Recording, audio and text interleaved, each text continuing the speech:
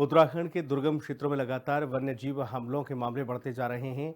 मानव वन्यजीव संघर्ष में अब तक कई लोगों की मौत हो चुकी है। मुख्यमंत्री पुष्कर सिंह धामी ने वन्यजीव संघर्ष पर कई बड़ी घोषणाएं की और इसमें हिंसक जानवरों के स्टरलाइजेशन और उन्हें पकड़कर अलग रखने की तैयारी भी है। 2 हफ्ते के भीतर पूरी योजना लागू कर दी जाएगी।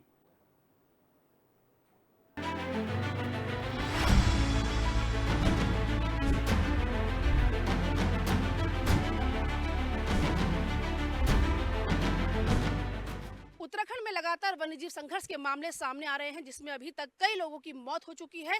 लोग डर के साए में जी रहे हैं और उनका घर से बाहर निकलना दूभर हो गया है। इन तमाम घटनाओं को देखते हुए मुख्यमंत्री पुष्कर सिंह धामी ने बड़ी घोषणा की है।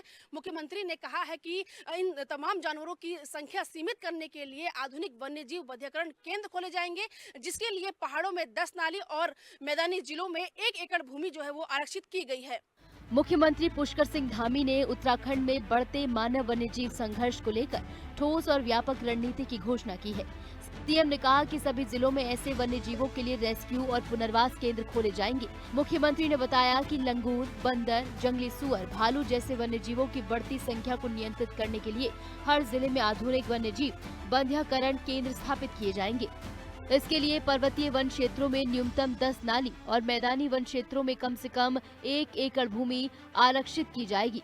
जो वन्य जीव लंगूर, बंदर, सुअर, भालू आदि के जनसंख्या उनकी नियंत्रण के लिए, उनकी संख्या नियंत्रण में रहे, उसके लिए प्रत्येक जनपद में जो आधुनिक वंध्याकरण नसबंदी केंद्र की स्थापना भी की जाएगी और वन विभाग इसके लिए सभी व्यवस्थाएं, प्रमुख सचिव साहब यहाँ पर हैं, क्योंकि हम लोगों ने ये तय किया है कि जल्दी से जो है इस दिशा में सभी व्यवस्थाएं सुनिश्चित होंगी और प्रदेश के समस्त जनपद जहां पे मानव वन्य जीव संघर्ष में जो चिन्हित वन्य जीवों के रेस्क्यू और रिहेबिलिटेशन के लिए सेंटर वन विभाग के नियंत्रण में खोले जाएंगे। जैसे आप सबको पता होगा कि रामनगर में हमारा टाइगर और गुलदार के लिए रेस्क्यू सेंटर है, जहां पर लगभग आज 25 के आसपास टाइगर और गुलदार वहां पर रेस्क्यू किए गए हैं। सीएम धामी ने कहा कि प्रदेश के कई इलाकों में वन्यजीव कृषि, उद्यान, फसलों और मानव जीवन को नुकसान पहुंचा रहे हैं। ऐसे संवेदनशील क्षेत्रों में चरणबद्ध तरीके से सोलर फेंसिंग और सेंसर आधारित अलर्ट सिस्टम विकसित किया जाएगा, ताकि समय रहते लोगों को सतर्क किया जा सके। मुख्यमंत्री ने स्पष्ट किया कि मानव वन्यजीव संघर्ष को कम करने के लिए प्रभावी और व्यावहारिक कदम उठाए जाएंगे। संबंधित योजनाओं को लागू करने की विस्तृत रणनीति 2 सप्ताह के भीतर तैयार कर प्रस्तुत की जाएगी। वन विभाग को और अधिक सक्षम बनाने के लिए जाल, पिंजरे, ट्रैंकुलाइजर, गन जैसे जरूरी संसाधनों की उपलब्धता के लिए 5 करोड़ रुपए की अतिरिक्त धनराशि दी जाएगी। केंद्रीय वन्यजीव अधिनियम के सुसंगत प्रावधानों के तहत हिंसक वन्यजीवों से निपटने के लिए अधिकारों का विकेंद्रीकरण किया जाएगा। इसके तहत वन विभाग के रेंजर स्तर के अधिकारियों को अधिक अधिकार देकर सशक्त बनाया जाएगा, जिसके लिए नियमों में आवश्यक संशोधन किए जाएंगे। सीएम धामी ने ये भी बताया कि इस विषय पर उन्होंने हाल ही में केंद्रीय वन एवं पर्यावरण मंत्री भूपेंद्र यादव से भी चर्चा की है, ताकि केंद्र और राज्य मिलकर मानव वन्यजीव संघर्ष की समस्या का स्थायी समाधान निकाल सके। उत्तराखंड में मानव वन्यजीव संघर्ष एक बड़ा मुद्दा बन चुका है। पौड़ी गढ़वाल वन इलाके की 6 रेंजों में 5 साल में गुलदार ने 27 लोगों को मार डाला। इसी दौरान करीब 105 से अधिक लोगों को गुलदार ने घायल कर दिया। 2022 में सबसे अधिक 7 लोगों की मौत हुई। 2021 में सबसे अधिक 25 लोग घायल हुए।